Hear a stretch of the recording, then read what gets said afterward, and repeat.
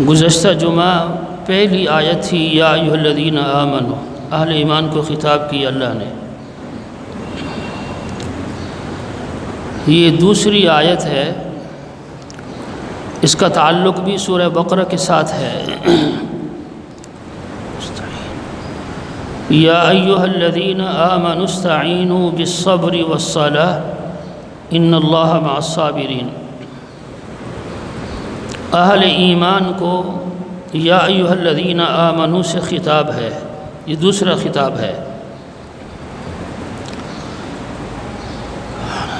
سابقہ قوموں کو یا ایھا المساکین سے خطاب کیا گیا، لیکن ایک چیز یہاں پر امت محمدیہ علی صاحبہ الصلاۃ والسلام اور سابقہ نبی اور رسولوں کے مابین مشترک ہے۔ بعض مفسرین نے نقل کیے ہے کہ سابقہ انبیاء علیہم الصلاۃ والسلام اور رسل کو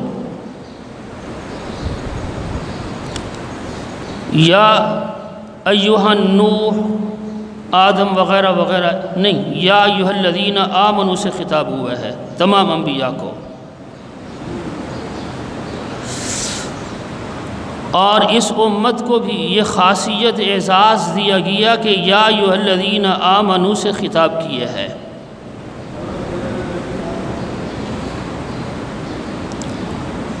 یہ اس امت کے لیے اعزاز کی بات ہے کہ جن الفاظ سے اللہ نے سابقہ نبیوں کو خطاب کیا ہے، انہی الفاظ سے اللہ نے اس امت کو خطاب کیا ہے۔ ہمارے نبی صلی اللہ علیہ وسلم سے خطاب کے لیے اللہ نے یا ایھا النبی، یا ایھا الرسول، اس طرح کے خطابات کیے ہیں۔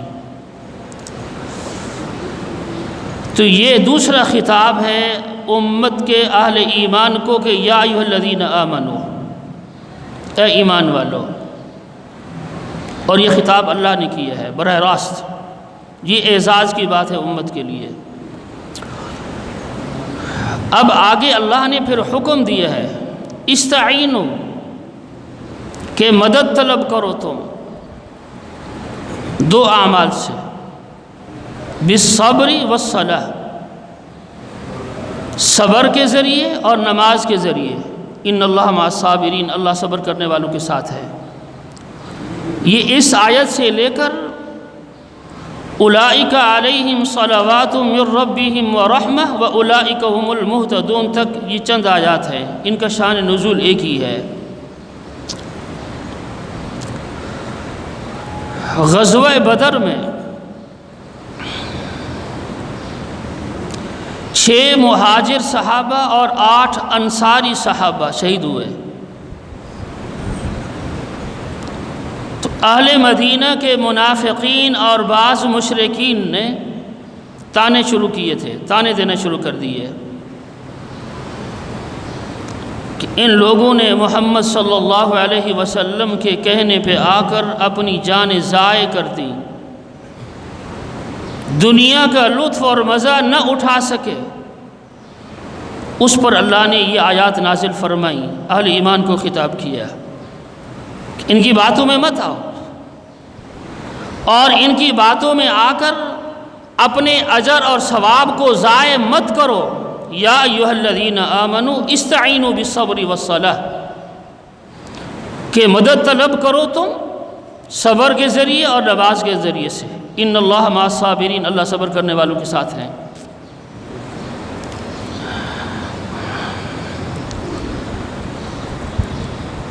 شاہ ولی اللہ محدث دہلوی رحمہ اللہ نے اس آیت کے تحت اپنی حکیمانہ باتیں نقل کی ہیں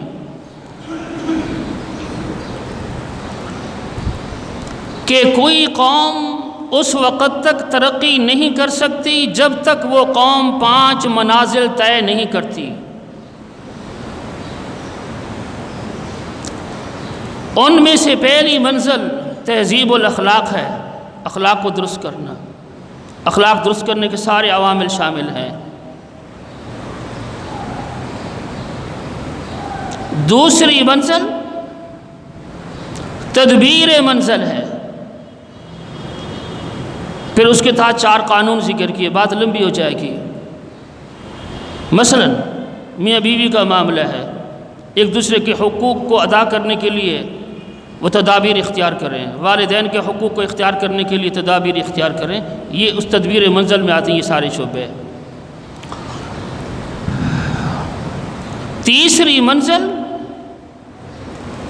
تدبیر مدینہ، مدینہ کا معنی شہر ہے، عرف عام میں مدینہ خاص مقام کا نام ہے، لیکن شہر اس کو مدینہ کہتے ہیں۔ یعنی مدینہ شہر کے اندر جس محلے میں رہتے ہیں محلہ بھی آئے گا، جس بستی میں رہتے ہیں بستی بھی آئے گی، جس شہر میں رہتے ہیں شہر بھی آئے گا، کہ اس کی اصلاح کے طریقے وضع کیے جائیں، اس کی اصلاح کے طریقے وضع کیے جائیں۔ یہ تیسری منزل ہے ترقی کے لیے۔ چوتھی منزل اصلاح ملک ہے، جس ملک کے آپ باشندے ہیں، جس ملک میں آپ رہتے ہیں، اس ملک کی اصلاح کے لیے تدابیر اختیار کی جائیں۔ اور پانچویں منزل خلافت کبریٰ ہے، خلافت کبریٰ ہے، اس کا تعلق عالمی حالات کے ساتھ ہے اور اس کی اصلاح مقصود اور مطلوب ہے، اور انبیاء کی بعثت اسی کے لیے، بالخصوص آپ صلی اللہ علیہ وسلم کی بعثت۔ تو اس آیت کے اندر یا ایھا الذین آمنوا استعینوا بالصبر والصلاۃ، تہذیب اخلاق کی تعلیم دی اللہ نے، اپنے اخلاق کو درست کرو۔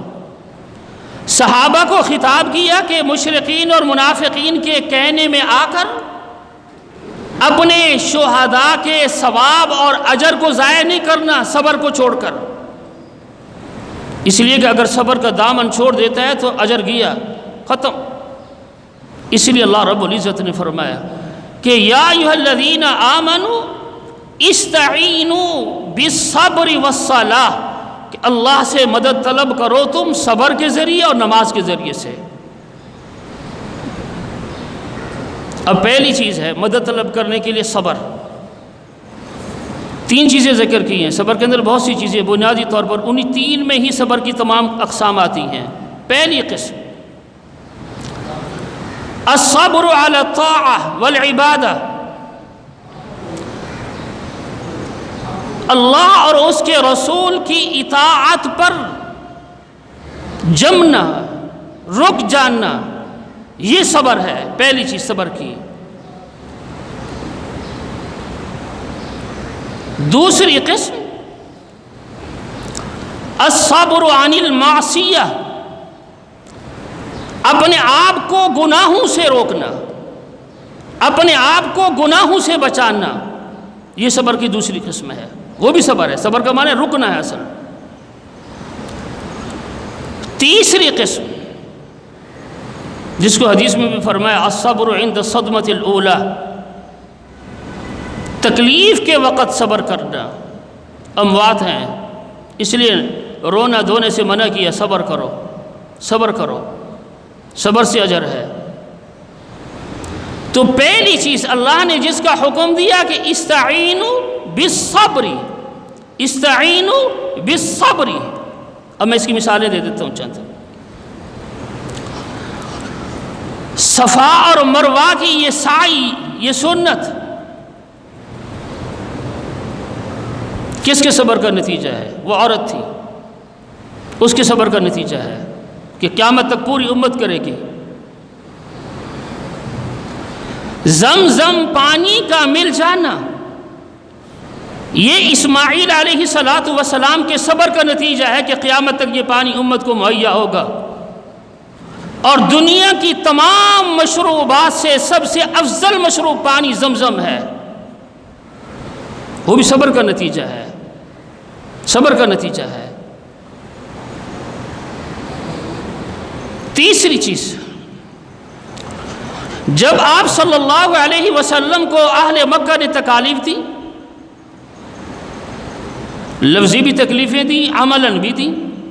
اوجھڑیوں کا آپ کے جسد اطہر پر پھینک دینا یہ عملاً ہے، زبان سے تکلیفیں بہت دی گئیں۔ آپ نے صبر کیا، صبر ہے۔ صبر کا نتیجہ کیا ہوا؟ ہجرت کا حکم۔ پھر اس ہجرت کا نتیجہ جو صبر کے ذریعے سے حاصل کی، فتح مکہ ہے۔ اور پھر فتح مکہ کا نتیجہ کیا ہے کہ امت کو قیامت تک کے لیے بیت اللہ میں نماز پڑھنے کی سنت دی گئی، طریقہ دیا گیا، بیت اللہ میں حاضری سکھائی گئی۔ اگر ایسا نہ ہوتا تو یہ بھی نہ ہوتا۔ یہ سارے عوامل صبر کا نتیجہ ہیں۔ علی ھذا القیاس حضرت ابراہیم علیہ السلام کے واقعات کو پڑھ لیں، صبر کا نتیجہ ہے۔ اس لیے حکم دیا اللہ نے، خطاب کیا ہے کہ یا ایھا الذین آمنوا استعینوا بالصبر، اے ایمان والو مدد طلب حاصل کرو اللہ سے صبر کے ذریعے سے۔ اس لیے بہت سی روایات ہیں۔ ایک روایت یہ بھی فرمائی آپ صلی اللہ علیہ وسلم نے، الصبر ضیاء، صبر روشنی ہے۔ آپ جس معاملے پر، جس تکلیف پر صبر کریں گے، اللہ وہ معاملہ آپ کے لیے روشنی کی طرح واضح کر دے گا، اس کو کھول دے گا اللہ۔ اس لیے آپ صلی اللہ علیہ وسلم نے ایک روایت یہ فرمائی کہ الصبر ضیاء، صبر روشنی ہے۔ اس لیے آپ صلی اللہ علیہ وسلم مدینہ گئے، تبھی صبر سے کام لیا، صبر کیا، لیکن صبر کا زیادہ عملی مظاہرہ آپ علیہ الصلاۃ والسلام نے مکہ میں رہتے ہوئے کیا ہے، مکہ میں رہتے ہوئے۔ اس لیے قرآن نے خطاب کیا ہے کہ یا ایھا الذین آمنوا استعینوا بالصبر، استعینوا بالصبر، کہ صبر کے ذریعے سے اللہ کی مدد حاصل کرو۔ ایک حدیث میں آتا ہے آپ صلی اللہ علیہ وسلم نے فرمایا، صبر سے بہتر، زیادہ وسیع فراخی والا عمل، خیر والا عمل امت کے لیے نہیں ہے۔ اور پھر صبر ایک ایسی چیز ہے کہ جس کے لیے وضو کا ہونا بھی شرط نہیں، وضو کا ہونا شرط نہیں ہے۔ جو نماز کی شرائط ہیں کوئی شرط نہیں صبر کے لیے۔ مثلا نماز کے لیے اضافی شرائط بھی ہیں کہ نماز کے اندر خشوع خضوع کا ہونا، قد افلح المؤمنون الذین هم فی صلاتهم خاشعون، لیکن صبر کے لیے خشوع خضوع بھی ضروری نہیں، صبر کے لیے خشوع خضوع بھی ضروری نہیں ہے۔ اس لیے صبر کا مفہوم بھی وسیع عام ہے، اور ایک ایسا عمل دیا اللہ رب العزت نے صبر کا۔ اس لیے قرآن میں آتا ہے کہ انما یوفی الصابرون اجرهم بغیر حساب، جو بغیر حساب کے جن کو اللہ اجر دے گا پورا پورا، وہ صابرین کی جماعت ہے، وہ صابرین کی جماعت ہے۔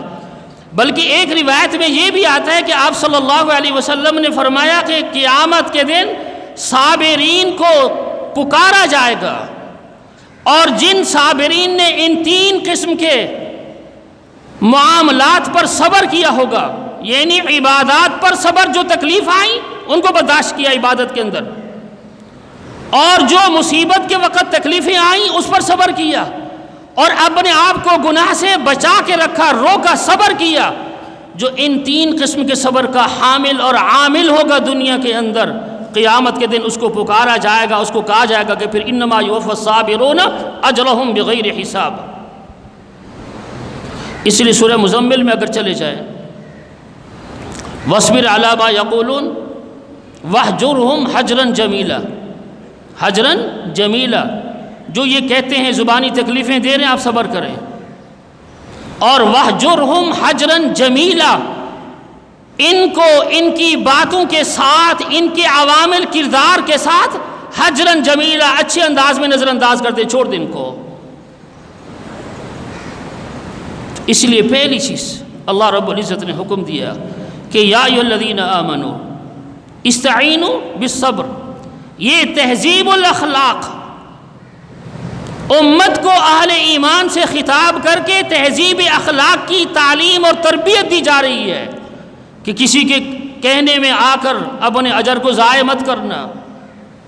ہمارے ہاں تو ہوتا ہے، چھوٹی چھوٹی باتوں پر ہم لوگوں کی باتوں میں آتے ہیں اور عبادات سے محروم ہو جاتے ہیں۔ حالانکہ یہ حکم نہیں شریعت کا. شریعت کا طریقہ یہ ہے کہ آپ کو کسی سے شکایت ہے، اس سے بات کر لیں انفرادن، فردن. یہ نہیں کہ معاملات چھوڑ دیں، سلام کرنا چھوڑ دیں، کلام کرنا چھوڑ دیں. یہ تو مسلمان کا مسلمان پر حق ہے، تمہارا احسان نہیں. تو قرآن نے کہا، اللہ کے نبی صلی اللہ علیہ وسلم نے فرمایا سلام کو عام کرو. تو پہلی چیز اہل ایمان کو خطاب کر کے استعینوا بالصبر. ایک روایت میں آتا ہے حضرت عبداللہ ابن عباس رضی اللہ تعالیٰ عنہ فرماتے ہیں کہ جس آدمی کو 4 چیزیں دے دی گئیں، جس کو 4 چیزیں دے دی گئیں، اس کو دنیا اور آخرت کی تمام خیریں عطا کر دی گئیں، تمام خیریں. اب پہلی چیز، ذکر کرنے والا دل. ظاہر اہل ایمان کا دل ہے، کافر کا دل نہیں ہے. الذین آمنوا وتطمئن قلوبهم بذکر اللہ، الا بذکر اللہ تطمئن القلوب. کافروں کے بارے میں تو کہا کہ طبع اللہ علی قلوبہم وعلی سمعہم وعلی ابصارہم غشاوہ. پہلی چیز.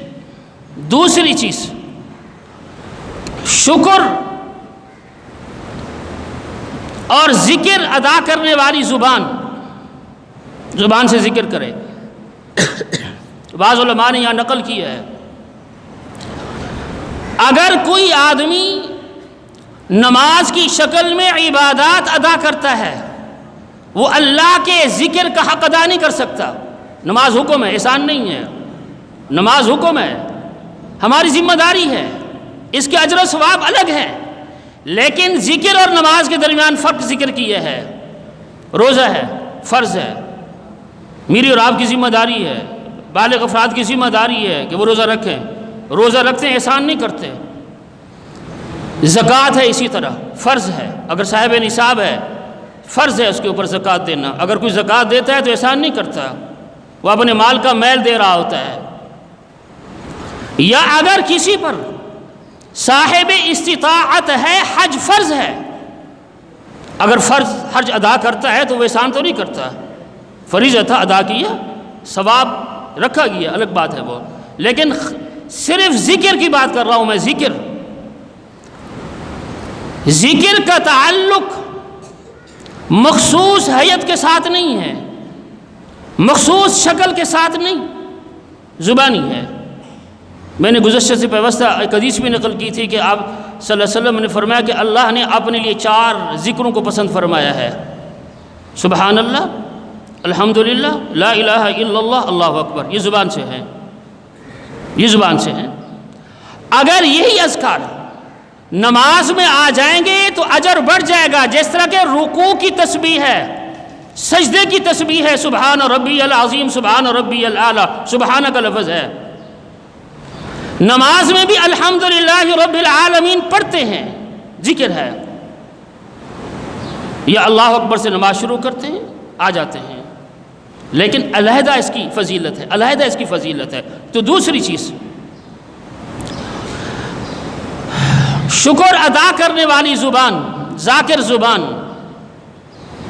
تیسری چیز، آپ صلی اللہ علیہ وسلم نے فرمایا کہ ایسی بیوی جو اپنی جان کے بارے میں، اپنے شوہر کے مال کے بارے میں خیانت نہ کرے.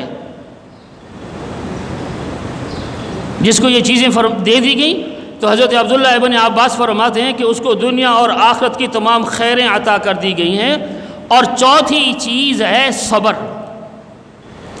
صبر، جب کوئی تکلیف، پریشانی، مصیبت بدن پر آئے تو اپنے بدن کو صبر پر قائم رکھنا، اپنے بدن کو صبر پر رہنے کی تلقین کرنا، یہ چوتھی چیز ہے. آپ صلی اللہ علیہ وسلم نے فرمایا کہ جس کو یہ 4 چیزیں دنیا میں دے دی گئیں اس کو دنیا اور آخرت کی خیریں عطا کر دی گئیں. تو اللہ نے حکم دیا، یا ایھا الذین آمنوا استعینوا بالصبر، استعینوا بالصبر. اگر ان صحابہ کے واقعات کو پڑھ لیں جو شہید ہوئے، ان کے صبر کی کیا انتہا ہوگی. اسماء بنت ابی بکر کے واقعات کو پڑھیں، شہادت کے وقت ان کی صبر کی کیا انتہا ہوگی. اس لیے پہلا حکم یہ دیا اللہ رب العزت نے، یا ایھا الذین آمنوا، یا ایھا الذین آمنو، یہ خاص خطاب ہے، اعزاز ہے اس امت کو، استعینوا بالصبر، کہ مدد طلب کرو صبر کے ذریعے۔ دوسرا عمل ہے والصلاۃ، نماز کے ذریعے سے۔ لیکن نتیجہ کیا کیا؟ ان اللہ مع الصابرین، اللہ کی معیت صبر کرنے والوں کے ساتھ ہے، اللہ کی رفاقت، اللہ کی معیت صبر کرنے والوں کے ساتھ ہے۔ لیکن عملاً دو چیزیں ذکر فرمائی کہ مدد طلب کرو، صبر مختصر ذکر کر دیا، دوسری چیز ہے نماز۔ نماز اگر احادیث کا ذخیرہ اٹھا کر کے دیکھیں، آپ صلی اللہ علیہ وسلم کو جب کوئی پریشانی لاحق ہوتی تو آپ صلی اللہ علیہ وسلم، امہات المومنین سے روایات ہیں، صحابہ سے بھی مروی ہیں، فوراً نماز شروع کرتے تھے، فوراً۔ میں چند نمازوں کا ذکر بھی کر دیتا ہوں۔ ایسی نماز جس کو شرعیت کی اصطلاح میں صلاۃ الحاجہ کہا جاتا ہے، حاجت کی نماز۔ آپ کو کوئی پریشانی لاحق ہوئی، اللہ کے سامنے کھڑے ہو جائیں، اللہ کے علاوہ کوئی حل نہیں کرتا۔ شرعی طور پر جن حکومتوں یا جن اداروں کی ذمہ داری لگائی ہے شرعیت نے کہ قوم کو یہ سہولتیں مہیا کر کے دو، ان کی ذمہ داری احسان نہیں کرتے، لیکن وہ بھی نہیں کر کے دے رہے مجھے اور آپ کو، پوری قوم کو۔ اس لیے نبی نے طریقہ دیا، صلاۃ الحاجت کی شکل میں اللہ سے رجوع کرو۔ اب ایک روایت میں یہ آتا ہے، اگر آپ صلی اللہ علیہ وسلم رعا صاحب البلاء، اگر کسی مصیبت زدہ کو دیکھتے، کسی تکلیف زدہ کو دیکھتے، حدیثوں میں آتا ہے کہ خر ساجدا، آپ سجدے میں گر جاتے تھے، نماز نفل شروع کر دیتے تھے کہ اے اللہ جو تکلیف مصیبت اس کو دی ہے مجھے آپ نے محفوظ رکھا ہے، شکرانہ ہے۔ اس لیے بعض روایات میں یہ آتا ہے کہ اگر آپ صلی اللہ علیہ وسلم کسی مریض کو ایسی بیماری میں مبتلا دیکھتے تب بھی آپ یہ عمل کرتے تھے، اور دعائیں بھی آتی ہیں، دعائیں بھی پڑھتے تھے آپ صلی اللہ علیہ وسلم۔ یہ امت کو طریقہ دیا ہے۔ ہمارا کیا حال ہوتا ہے؟ اگر کوئی معاملہ پیش آئے تو پھر ہم انسان ڈھونڈتے ہیں کہ کس کو کہا جائے، یہ کام کون کرے گا؟ توکل کے خلاف ہے، اللہ سے تعلق کے خلاف ہے۔ تب جا کر کہا اللہ نے کہ ان اللہ مع الصابرین، اللہ کی معیت حاصل ہوگی۔ اللہ کی معیت کے لیے، اللہ کی معیت کے حصول کے لیے عقیدے کا صحیح ہونا ضروری ہے، اور عقیدہ صحیح ہوگا تو پھر آپ کو عبادات کے اندر اخلاص بھی نصیب ہوگا، اور جب عبادات میں اخلاص نصیب ہوگا تو پھر اللہ کی معیت بھی حاصل ہوگی۔ یہ مراحل ہیں جو ہم طے نہیں کرتے۔ اس لیے اللہ نے کہا کہ یا ایھا الذین آمنوا استعینوا بالصبر والصلاۃ ان اللہ مع الصابرین۔ آپ کا عمل ثابت ہے۔ جب حضرت ابراہیم علیہ السلام اور ان کی بیوی کا ہجرت کا ذکر آتا ہے 28ویں پارے کے دوسرے رکوع میں، شروع میں بادشاہ بیویاں چھین لیتے تھے، تو آپ نے اس وقت کیا عمل کیا؟ بادشاہ کا مقابلہ ہو رہا ہے، کس کا؟ بادشاہ کا مقابلہ ہو رہا ہے، لیکن بادشاہانہ طریقے سے نہیں ہو رہا، ان اسباب کے تحت نہیں ہو رہا، پیغمبرانہ عمل اور پیغمبر کا جو رشتہ اللہ سے تعلق کا تھا، اس تعلق کی بنیاد پر ابراہیم علیہ السلام نے کیا عمل کیا کہ اللہ نے بادشاہ ظالم سے بیوی کو نجات دی۔ پھر نماز شروع کی تھی ابراہیم علیہ السلام نے، نماز شروع کر دی تھی، صلاۃ الحاجت کہہ دیں آپ، اللہ سے مدد طلب کی۔ اور جب انسان نماز صلاۃ الحاجہ کی شکل میں اللہ سے مدد طلب کرتا ہے، دنیا مایوس کرے گی، اس لیے کہ دنیا مایوسی کا شکار ہے، اللہ اپنے بندے کو مایوس نہیں کرتا۔ اس لیے کہا وَلَا تَيْأَسُوا مِن رَوْحِ اللَّهِ إِنَّهُ لَا يَيْأَسُ مِن رَوْحِ اللَّهِ إِلَّا الْقَوْمُ الْكَافِرُونَ۔ اس لیے اللہ نے اہل ایمان کو خطاب کیا کہ یا ایھا الذین آمنوا استعینوا، مدد طلب کرو تم، بالصبر والصلاۃ، صبر کے ذریعے اور نماز کے ذریعے سے۔ ایک میں نے مثال دی صلاۃ الحاجہ کی، دوسری مثال صلاۃ استخارہ ہے، استخارے کی نماز، وہ بھی اللہ سے مشورہ طلب کرنا ہے۔ حدیث میں فرمایا جو مشورہ کر کے عمل کرے گا اس کو ندامت نہیں ہوگی، جو استخارہ کر کے عمل کرے گا وہ رسوا نہیں ہوگا۔ صلاۃ استخارہ ہے، ثابت ہے، آپ اللہ سے مشورہ کرتے ہیں کسی کام کے لیے۔ آج تو انسان بندوں سے مشورہ کرتا ہے، بندوں سے مشورہ کرتا ہے، لیکن پیغمبر نے یہ عمل دیا ہے امت کو، صلاۃ استخارہ پڑھو۔